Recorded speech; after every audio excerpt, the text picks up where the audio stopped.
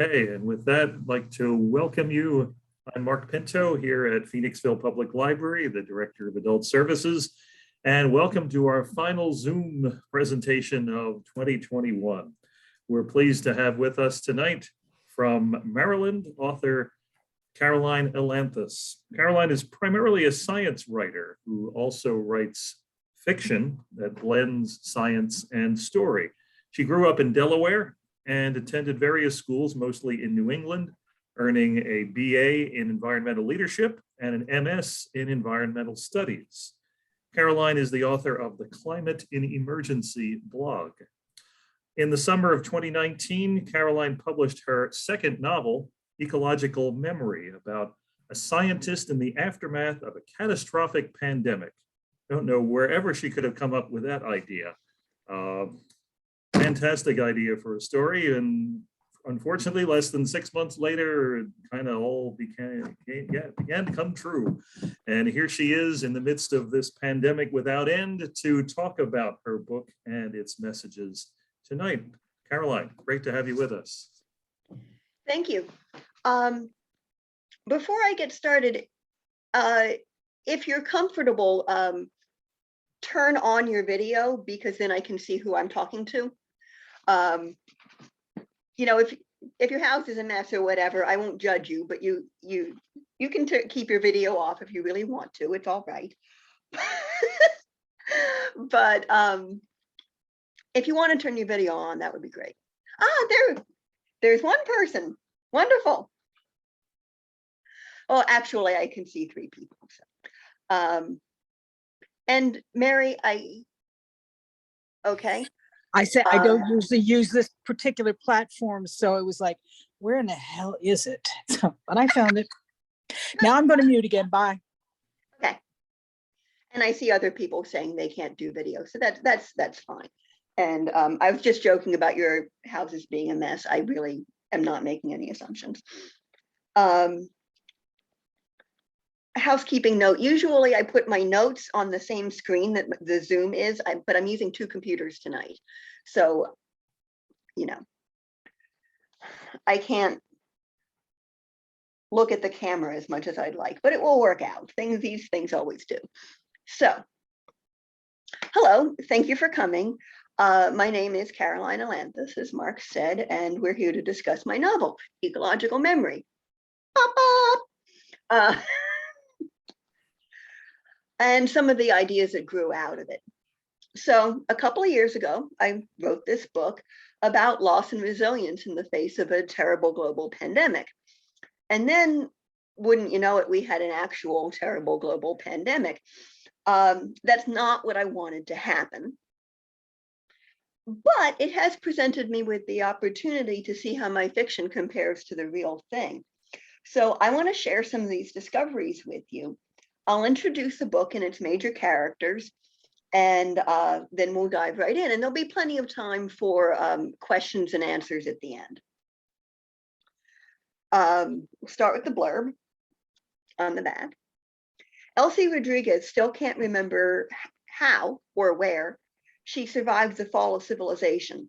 It's been 20 years. All she has now is a few memories of the trees she played among as a child. Fortunately, Elzy is apprenticed to the brilliant and mysterious itinerant ecologist Andy Cote. If anyone can figure out where the forests of her memory grew, he can. But Andy too is lost. When the old civilization fell, his son vanished. Now he has questions he can neither answer nor let go. In helping Elzy reclaim her home, can Andy too find peace? Part scientific detective story, part post-apocalyptic travelogue, Ecological Memory is at heart a tale about what happens after you lose everything. I'll read the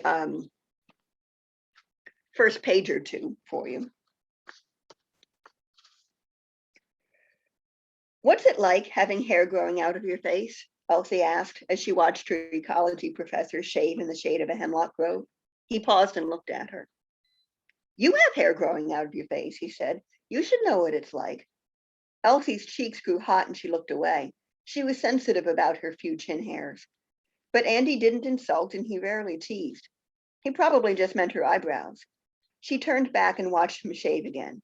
He let her watch, ignoring her gaze, as distant and professional as if they sat in his classroom back on campus. She felt safe with him. She didn't know why. She never played the little kid except with him, but she couldn't tell if he liked or merely tolerated the act. Without his white stubble, he looked younger, but Elzy could not guess his age. Personally, he remained a mysterious blank. Professionally, she knew he was impressive. Dr. Andrew Cote was one of the few scientists left from before the pandemic, and unlike a lot of survivors, he hadn't left his old career behind. Instead, he and a very few colleagues had fought to save data and scientific literature from failing computers, and then spent years reweaving professional networks and academic systems. 20 years later, he was still at it, crisscrossing the country on foot every summer. She planned to be an environmental educator, not a researcher, but she'd asked him to sponsor her application to the professional guilds anyway. Nobody knew more than he did about how science functioned as a human community, and nobody was better than him at explaining how to work with people. That, and she admired his simple, fearless doggedness. Everything else was a matter of rumor. People said he'd lost a wife and children in the pandemic, but of course a lot of people had. It was his refusal to discuss his family that lifted common tragedy to mythic status. Opinions split over whether he had remarried. Elzy had noticed, traveling with him, that he recorded video messages to someone every night on his little tablet computer. He didn't know she knew. She'd overheard him once, just the tone of his voice, soft and gentle, and she'd resolved to never overhear again. She'd defend him from anyone, if necessary, even from her own curiosity.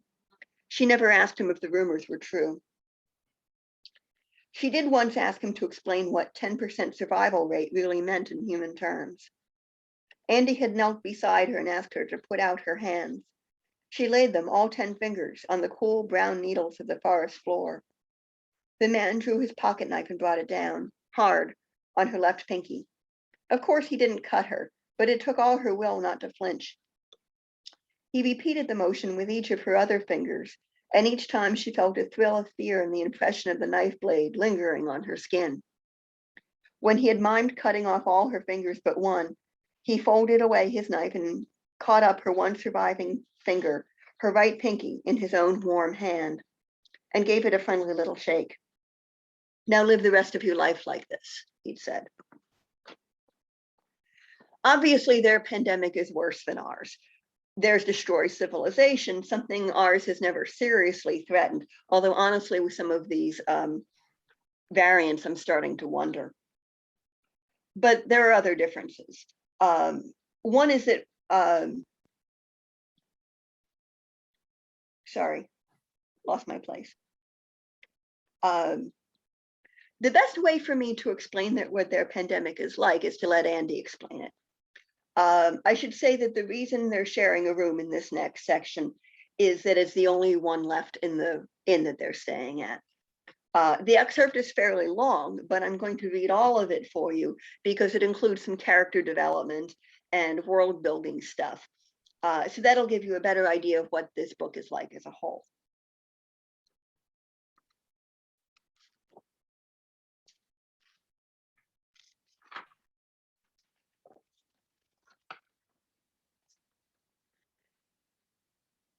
That left Elzy and Andy nothing to do but retreat to their single room. Elzy wasn't especially attracted to Andy. She assumed he reciprocated her non-interest, but she couldn't ask him. He was her teacher and most likely married, and he was some unknown but large number of years too old for her anyway. The subject was closed. The sense of the forbidden, plus not actually knowing for sure, gave the whole situation an ambiguity that could have been sexy and exciting with the right person. But with Andy, it was just awful. In the dark, she could hear him shifting around in bed. He seemed uncomfortable with the arrangement too.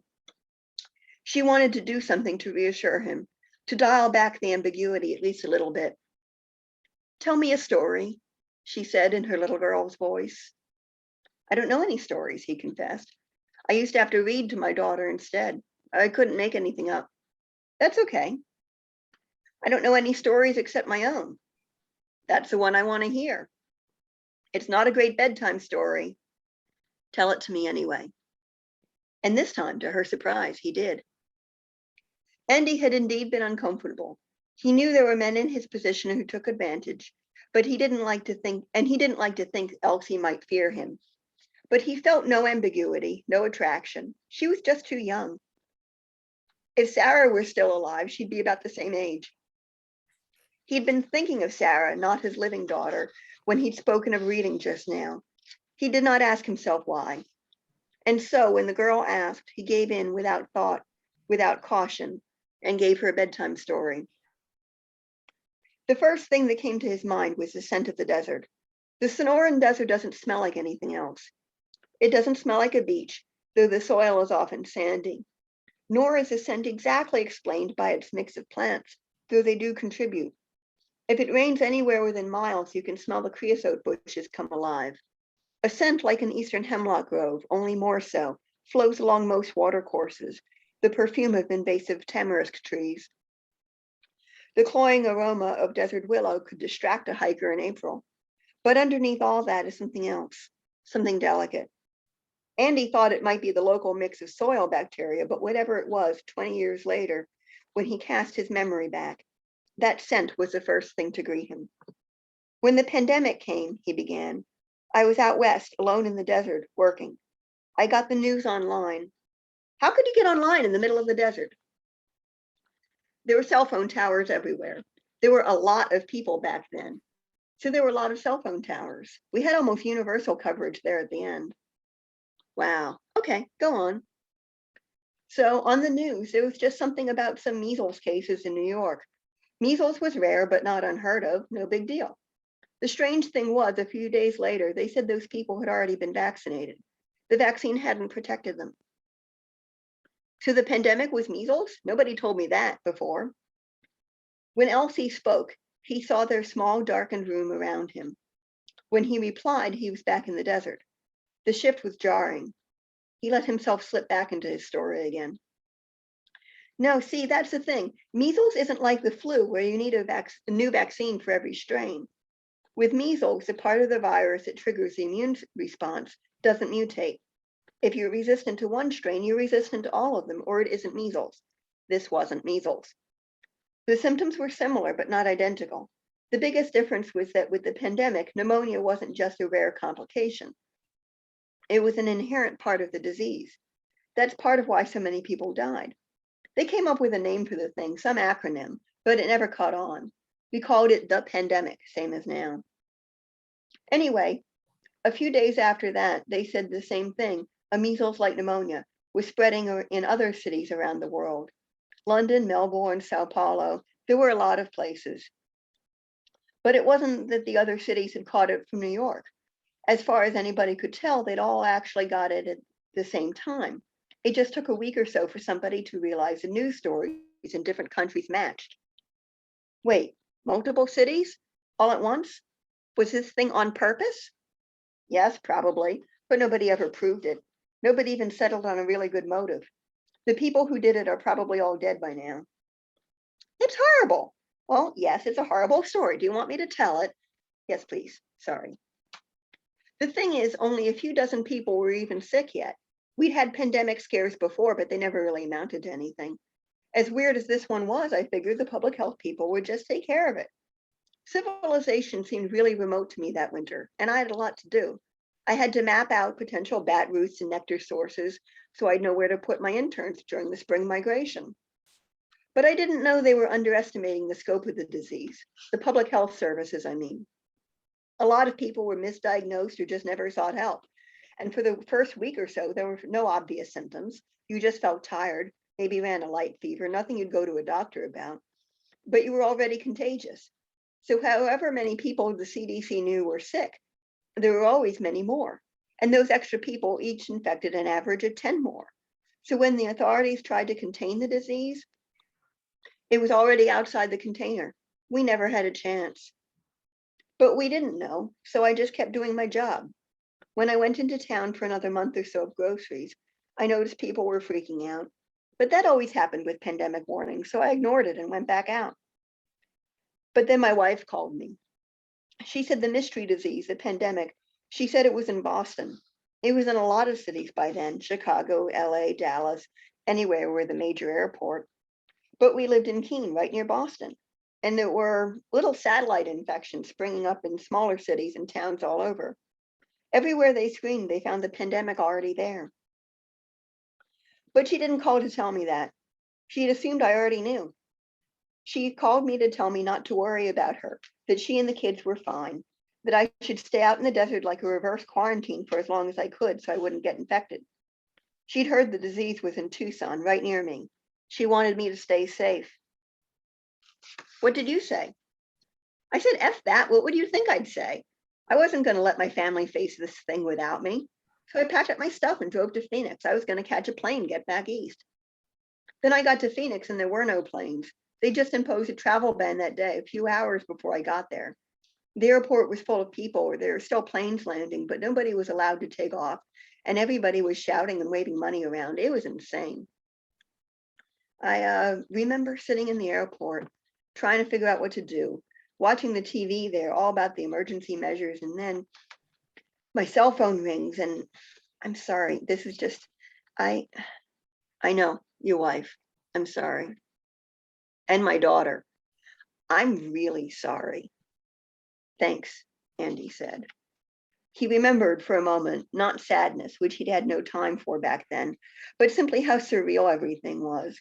How the president on TV calmly discussing the imminent end of civilization with the pandemic rash already on his face had seemed no more remarkable than the giant airplanes coming into land outside.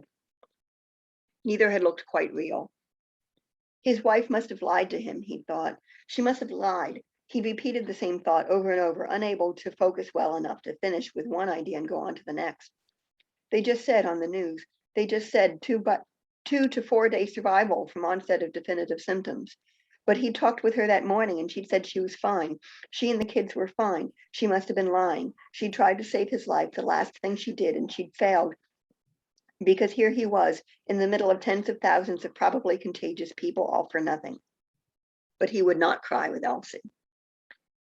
I couldn't help my wife and daughter, but my son was still out there. I didn't know where he was. The man who contacted me said my son was at our neighbor's house, but when I called, the phone just went to voicemail. Same thing with most of our other friends in the area.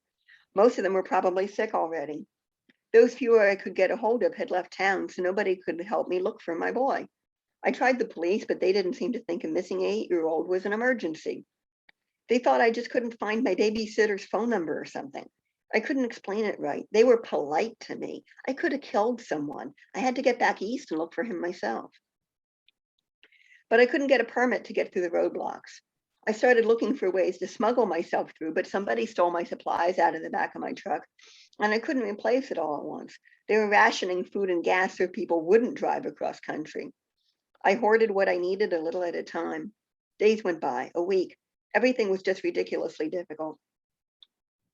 Things in Phoenix were falling apart. It wasn't that everybody was dying. Only a few dozen people in the city were even sick yet. No, the problem was fear. People mobbed stores, buying up face masks, vitamin C, and duct tape as if that would help. They bought up hand sanitizer, but that was just alcohol gel. And alcohol doesn't kill viruses, only bacteria. There were public dispensers for it all over the place anyway. People just weren't thinking. Anytime someone would show up on the street with what looked like the rash, even if it was just a sunburn, everybody would panic. And some looked for someone to blame. You said you thought the pandemic might have been deliberately created. So did we, but we didn't know who. So some people guessed. It was a government conspiracy. It was the Chinese, it was the Arabs, it was white people, it was Mexicans. Mexicans? Oh, sure. There was a lot of tension because of the perceived competition for jobs between Anglos and Latinos, especially in the Southwest. And there were always people in this country who didn't like immigrants. Yeah, my mother told me that. Her parents brought her here when she was little, without papers. Go on. The most ridiculous idea I heard was that Muslim terrorists from Syria or Iran had invented the virus and were smuggling it into the US inside undocumented Mexican immigrants. Guys went out into the desert with guns. You know, it's funny, when I was your age, we were all obsessed with zombies. I don't know why. There were movies and books and stupid little games on the internet all about the zombie apocalypse. And then it actually happened.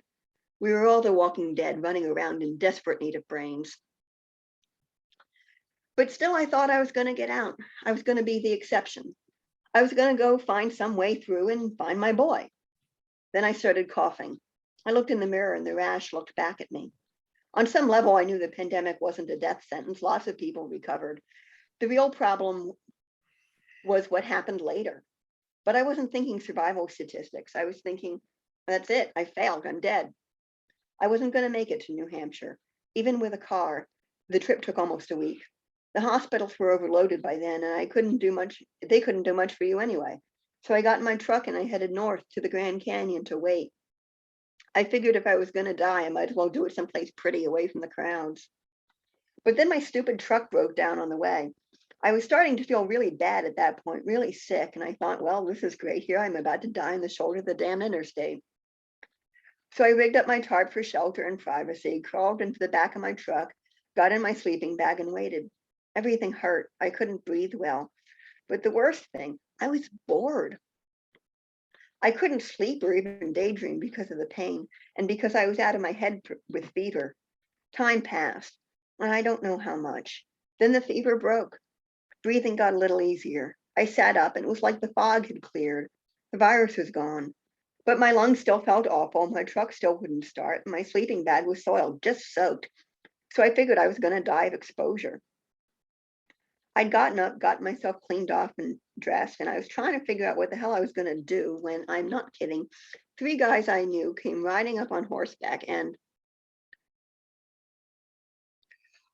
Andy suddenly realized that Elzy hadn't asked a question in a while.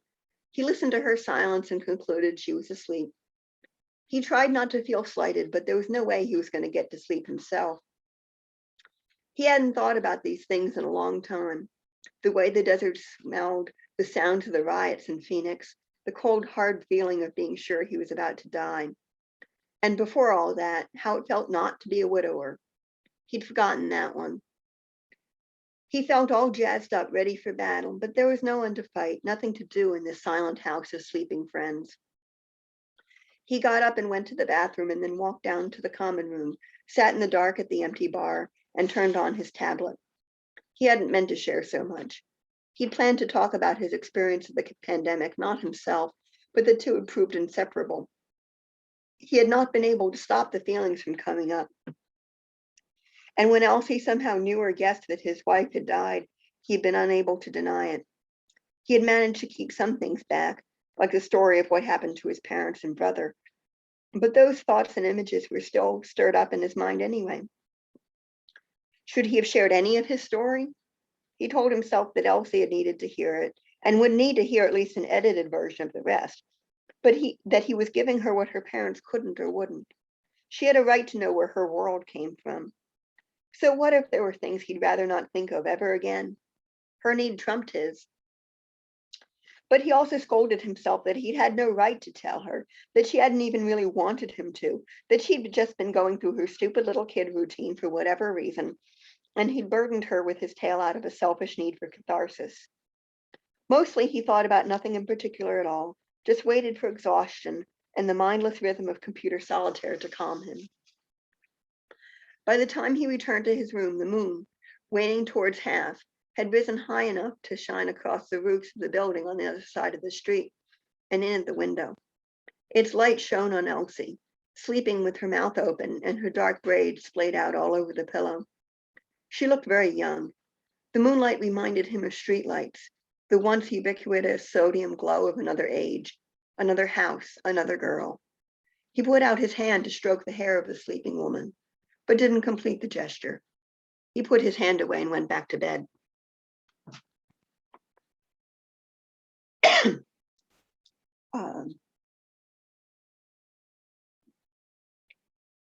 I didn't really set out to write about a pandemic. I set out to write about what happens after the end of civilization. The pandemic was just a mechanism that I needed to create the post-disaster world that I needed. But if I'm going to write about something, I want to do it right. I wanted epidemiologists to read it and, not start twitching. So I read up on how infectious diseases spread and what health officials do about it. And I thoroughly picked the brain of a very generous virology student a friend introduced me to. I created an imaginary disease and its sweep through humanity, and I made educated guesses about how humanity would respond. When life began to imitate art, it was eerie. Friends who had already read the book contacted me, a bit freaked out. It seemed at times as though I'd predicted the future. I hadn't. I'd simply listened to experts when they said that we were vulnerable to pandemic, and that a disease likely to become a serious pandemic would have certain characteristics. For example, we've seen how when there's an Ebola outbreak or a dangerous new flu strain, anything like that, health officials the world over are pretty quick to notice and jump into action. So when a new disease pops up in an isolated rural area, they can usually get it contained before it spreads. So even though most new diseases do pop up in rural areas, a pandemic is more likely to start in a city because that makes it harder to contain. Similarly, you might think the worst case scenario is something like Ebola, simply because it's so catastrophic and has such a high mortality rate. But actually, Ebola is not very contagious. And precisely because it's so awful, it's really easy to keep track of. I mean, you're not going to have an Ebola outbreak and not notice. Far worse would be a highly contagious disease that sometimes has mild symptoms or none at all. Something like that can spread under the radar and becomes impossible to contain. And if enough people get sick, even a relatively low mortality rate can simply shut everything down. A small percentage of a huge number of people is a huge number of people. So I wrote about a respiratory disease that first appeared in cities and becomes contagious before symptoms start. COVID-19 has the same profile, but of course it does. It had to. The fictional disease does have a higher mortality rate than COVID. But what makes it really end civilization is that it's far more contagious, or at least it's more contagious than the original strain was. I'm not sure about Omicron. Having spent a couple of years imagining catastrophe, I might have let myself get really freaked out by the real pandemic, except I knew what a disease has to have in order to pose an existential threat. And COVID, bad as it was, did not start out as easily transmissible as the nightmare scenario would really need. One of the advantages of being a stickler for realism as a writer is that when life begins to imitate art, you stay a bit more grounded. Creating a plausible fictional pandemic was one thing. Figuring out how society would respond was something else. The experts couldn't help me. I mean, at the time I wrote this book, there were very few living people who had ever seen anything like this. I mean, in recent centuries, the closest approximation would have been the flu outbreak in 1918.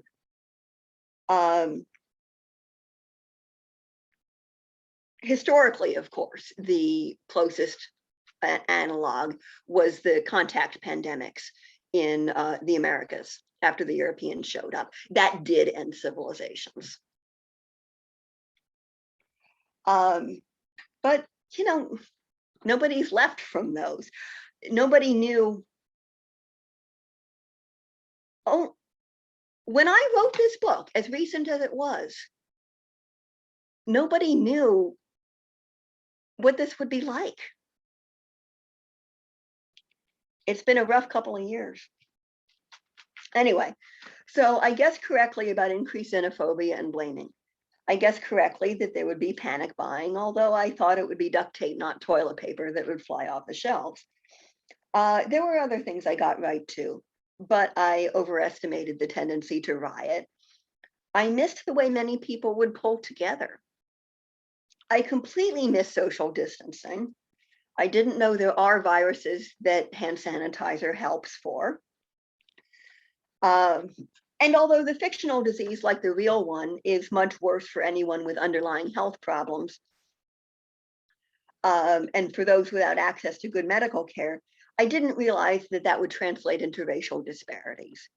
I should have gotten that one, I really should have. In certain respects, I'm simply naive. I started writing with a couple of goals in mind, but the story rapidly evolved as I wrote it.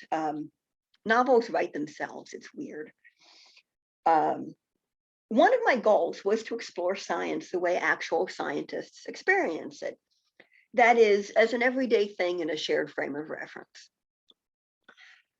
But I knew most of my readers wouldn't be scientists. So how do I present something as normal to people it isn't normal to? Part of the solution I developed was to have Andy and Elzy use their shared frame of reference, ecology, to talk about a familiar subject, human interaction. Here's an example.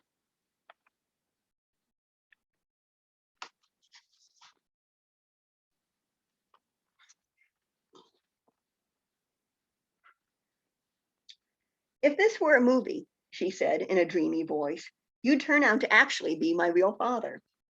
She was lying on her belly, chin in hand, kicking her feet idly. She was being 10 again. Andy looked up from his book for a moment. I think I'd know, he said dryly. Elzy was about to point out that, being a man, he might not. A man could father a child and not know, when she realized what such a comment would imply about his character. She shut her mouth. I'd also know, he added, as though he could read her mind, if there was a possibility I might not know. Elzy's face reddened and she looked away. She would not apologize for thinking, however embarrassing the thought. However, anyway, she hadn't meant that Andy was her dad, only that in a movie he would be, because movies are like that. He wasn't even her father figure, not exactly. She didn't know what Andy was to her, or what she was to him. She didn't even know for sure if he was important to him, if she was important to him at all. The silence stretched on for a while. I have some articles on insect host plant choices, Andy said, if you want me to send them to you too. Sure. Somehow she had started to specialize in insects and how they interacted with human communities. She was researching now for a series of more in-depth workshops on the subject. You know, Andy began conversationally, there is, or at least used to be, a community of urban butterflies in the Northwest that aren't using any of the remaining native plants there. They are completely dependent on exotics in people's gardens. It's what's called a novel ecosystem, species that didn't evolve together, but form a functional community anyway. If you got everybody to grub up those exotics and replant with natives, what would happen to those butterflies? Elzy happened to be facing away from him as he spoke, so she allowed herself to roll her eyes fondly. In her workshop, she often stated, authoritatively, that non-native plants are inedible to native insects and so starve insect-eating birds, that living things need their evolutionary partners, the species they have grown up with, so to speak, to survive. So naturally, Andy had found a counterexample. He liked to do that. Questions interested him far more than certainty. She made an interested noise.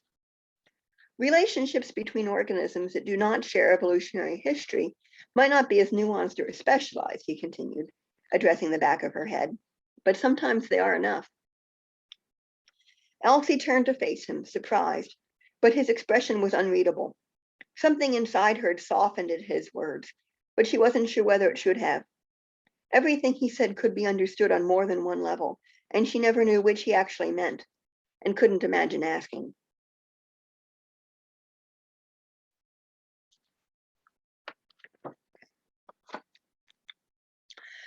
Out of conversations like that evolved what became one of the central themes of the story. I was just writing a scene one day and this whole new dimension came out. Excuse me. So although this other theme can't be encapsulated by just one scene any more than the whole plot can be encapsulated in one scene, this passage, which is where the theme first announced itself to me, We'll show you what I mean. Here, Andy and Elsie are having lunch aboard a ferry boat.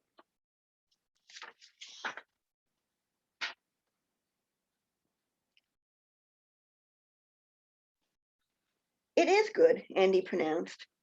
Does it actually taste like fried oysters? Sort of, Elsie replied, a little. You've never had oysters?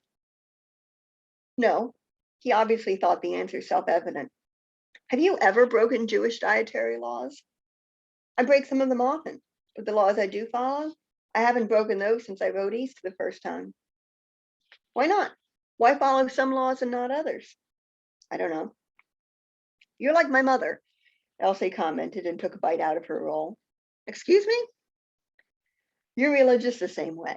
She says I was christened and she crosses herself sometimes, but she didn't object when I didn't want to be confirmed. She only goes to mass on Christmas time and Easter.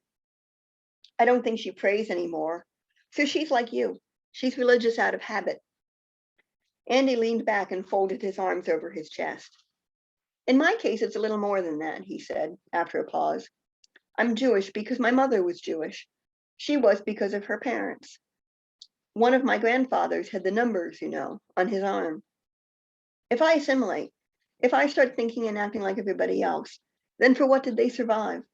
Why did they come to America, if not for me to be able to live as a Jew here? And he went back to eating his roll. The boat started moving again with a small jolt. Elsie exhaled, blowing the hair out of her face.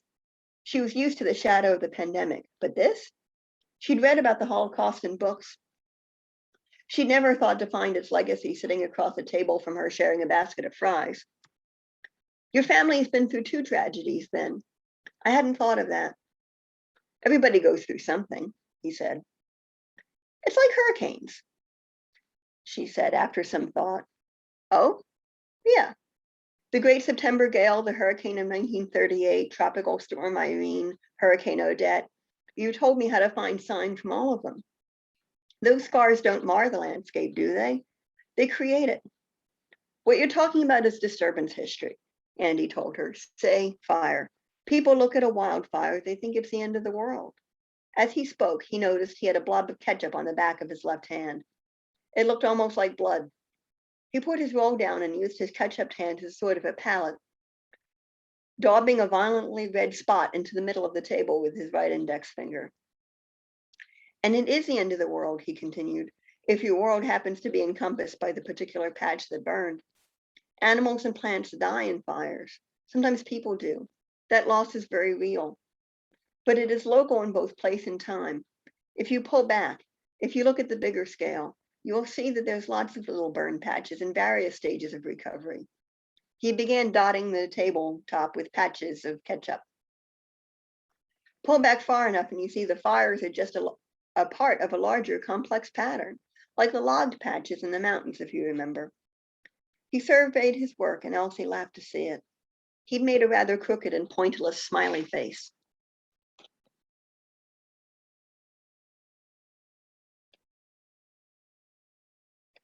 Notice his line, and it is the end of the world if your world is the patch that burned. The loss is very real. The larger pattern he describes doesn't make tragedy not tragic. He knows better than that. He's lost family members to the pandemic, and his grandfather lost family to the Holocaust. There's no planet where things like that are not just awful. But he's an ecologist, and the idea of apparent contradiction between scales is a very important concept in ecology, certain forms of ecology anyway. What's going on at a small scale can appear to be the exact opposite of what's going on at a large scale, only the 2 scales are both real and interact with each other. So we're not using an analogy here. It's not like, let's pretend human beings are ecosystems. Rather, the discipline of ecology provides a certain perspective on how systems work. Ecosystems are systems, but so are human societies and even human minds. So studying ecology gives you a way of thinking about all sorts of things beyond ecology. And maybe that kind of perspective helps Andy to cope. It can help other people too. I'm not saying everybody needs to go study ecology.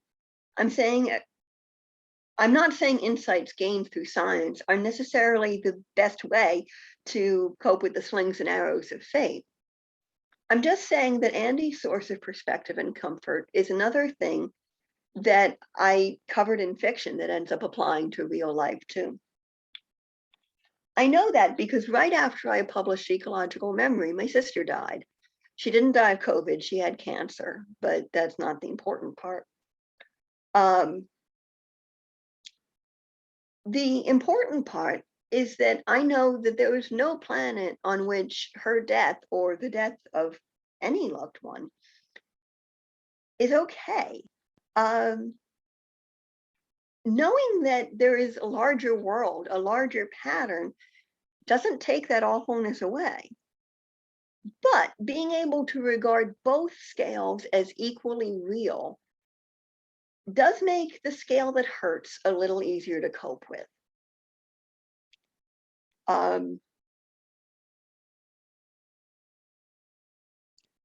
Now, before we open it up to questions, let's see, there is one more excerpt I can read, but we're starting to get short on time. If we end up with time hanging on at the end and you want to stick around, I can read that one. It's mostly just funny. I like to end on a light note.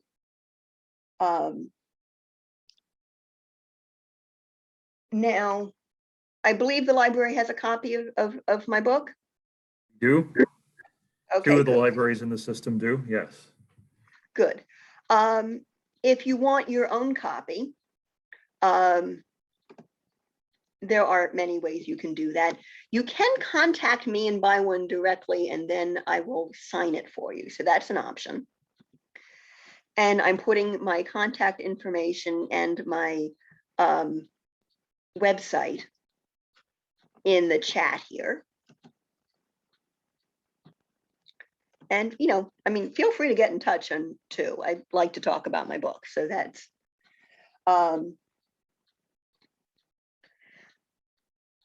if you do read my book and like it, which I expect you will, please, please, please write me a review on Amazon. The more reviews a book has on Amazon, the more people Amazon's algorithm shows that book to. So more reviews translate directly into more sales for me and more people reading my book. And frankly, I think lots of people should read my book. So that's a great way to help me out. And you don't have to write a review worthy of the New York Times book review. You know, I liked it. That's fine. You know, we're just talking to the algorithm here.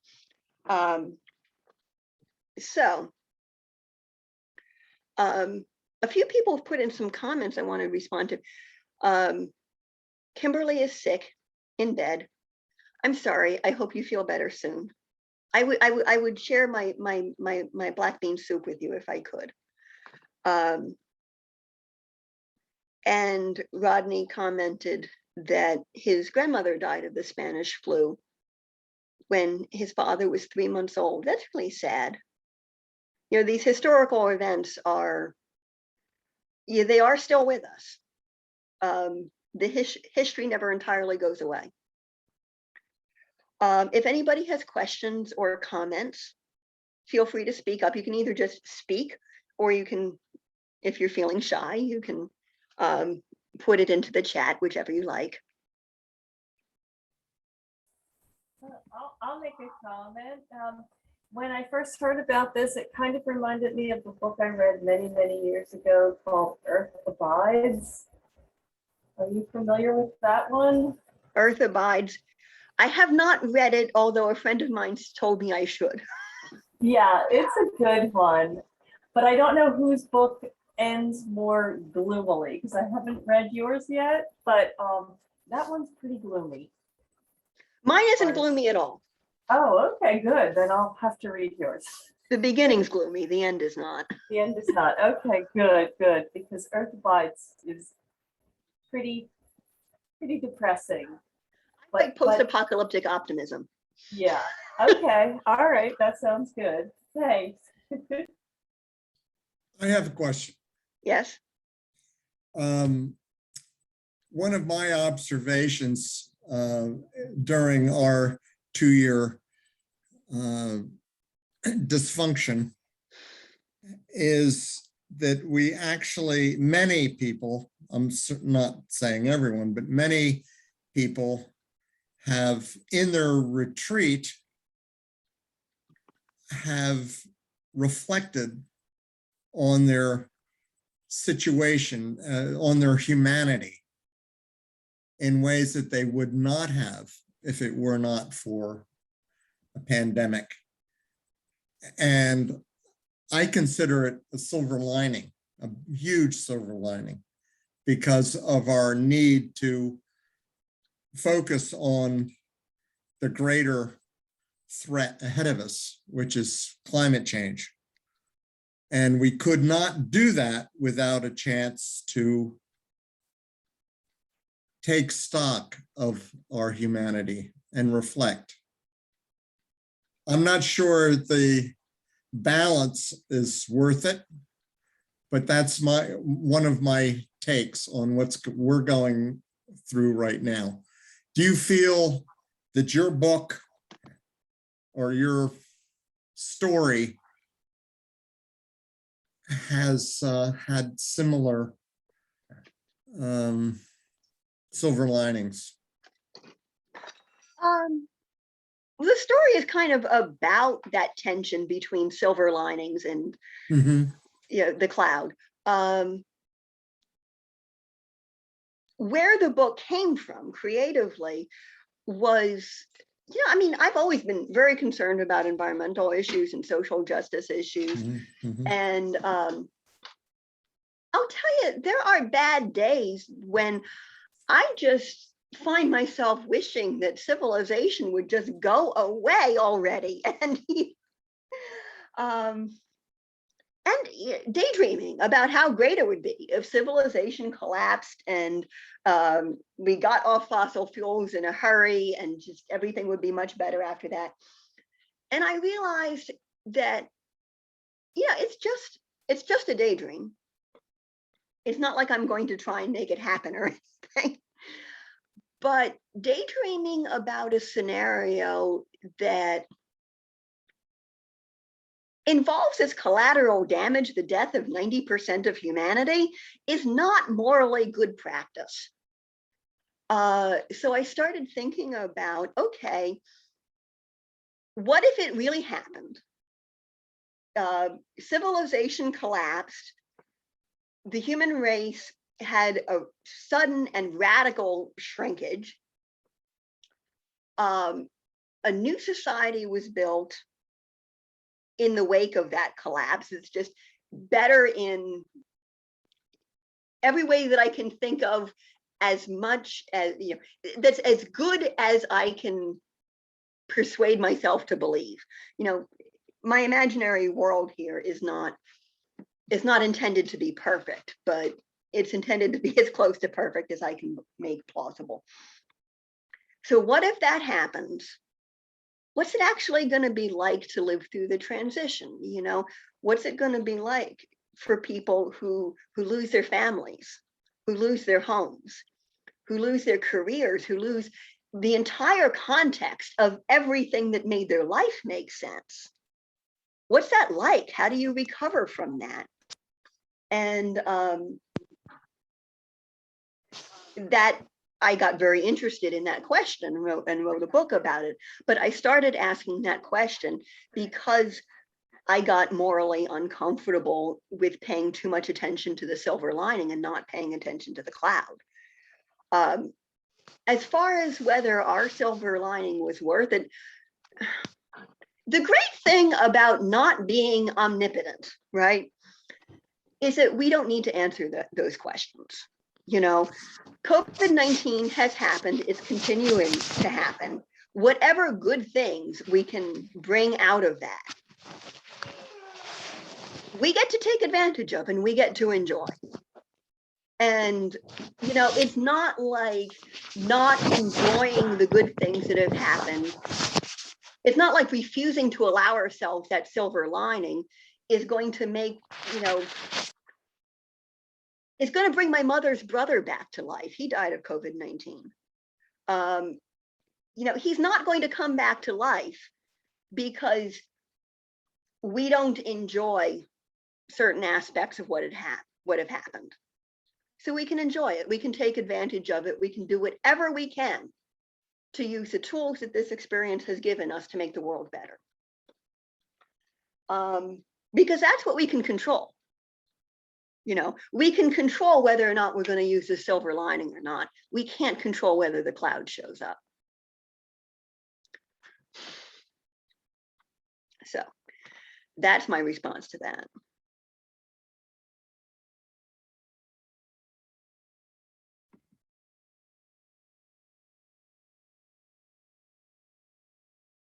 Your publisher for this book, did you have any difficulties with getting this particular book published? Was it an easy process? Yes and no. My first book, I had trouble finding a publisher for. I found a publisher. The publisher went out of business underneath me. I had to switch to somebody else. I ended up going with a full service printing house. So not a real publisher, but you know, they do most of the things that a publisher does, but you pay them up front and then you keep all of the proceeds. So when I went to write this book, I figured, okay, this book is shaping up to be easier to publish than my first one was. My first book, I don't want to discourage anybody from checking it out. It's a good book, but it's a first book. And it does suffer from some first book issues. This one does not. So I thought, okay, this book, I can find a real publisher and I can, you know, get distribution deals and I can get marketing help and all kinds of cool things like that. And, you know, and the idea of looking for a publisher just terrified me. And I thought, okay, I can spend the next 5 years struggling with my own self-confidence issues and, you know, get a publisher, or I can call up Saltwater Media and have my book published this year. So that's what I did. So it's not difficult at all. They'll, you know, pretty much publish whoever's willing to work with them. So I'm self-published in most respects. So in light of now our current pandemic, are you planning any kind of a follow-up sequel of sorts? Yes, although I would be even if we weren't. I had sequels planned before this one was finished, actually. The current idea, and this could, I'm into the second draft now of the next book. The current plan, and this could change, is for Ecological Memory to be the first of a 6-part series. So 2 interlocking trilogies.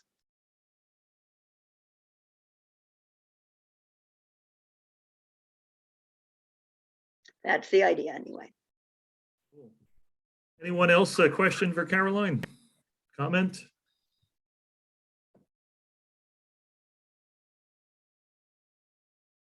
You're all going to go out and buy the book and review it, and yep, okay, good. Well, Caroline, it's been a treat to have you here tonight. Yeah, it's been fun. Yeah, and really enjoyed your reading from the book. You made it come alive, and you got one person hooked on it, at least, who made a comment in the chat. Can we hear that last part? Ah, there you go. Yes, the Yes. the good, Please and yes, thank the happy you. stuff. Excellent. Yes, yes.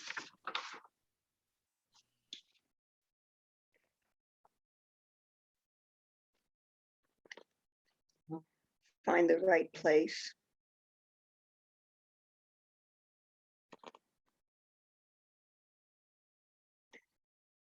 here they're walking, if you know anything about New Hampshire, here they're walking along like bike trails back from Mount Monadnock towards what's now Swansea.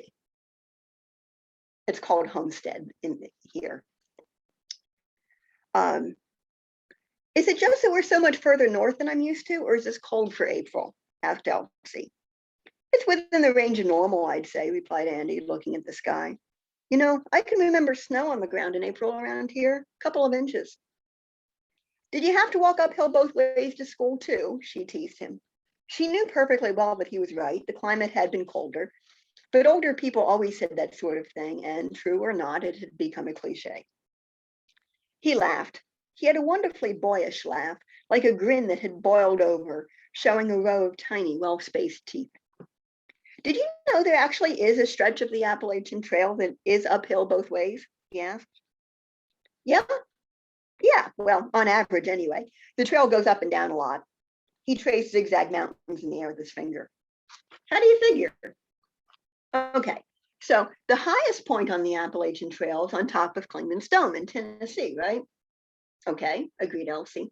She didn't actually know the relative elevations of the various Appalachian peaks, but she had no reason to doubt Andy. So, since Clingman's Dome is higher than the northern terminus at Mount Katahdin in Maine, a northbound hiker averages downhill from Clingman's Dome on. Okay. Well, the lowest point on the trail is at the Hudson River crossing. That was the lowest section on the whole trail. Sorry, I lost my place. They had followed that section of the AT on their way north from Pennsylvania. Yeah, it all averages uphill from there. But since the Hudson crossing is north of Clingman's Dome, that section is already averaging downhill for northbound hiker.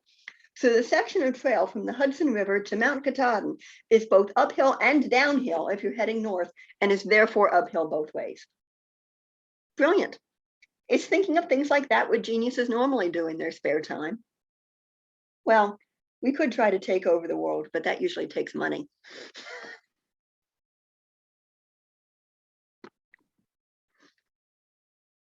There's one comment, further comment in the chat. I see it. You know, I haven't read The Stand either, although, you know, I'm generally familiar with it.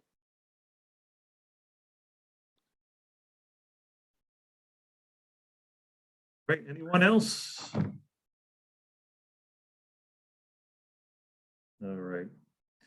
Very good, Carolyn. Thank you so much for sharing your book with our little town of Phoenixville, Pennsylvania here.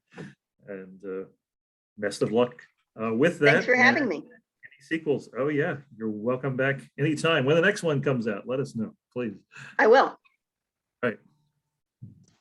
Okay, thanks so much for joining us, everyone. Happy holidays. Take care. Happy holidays. Thank you.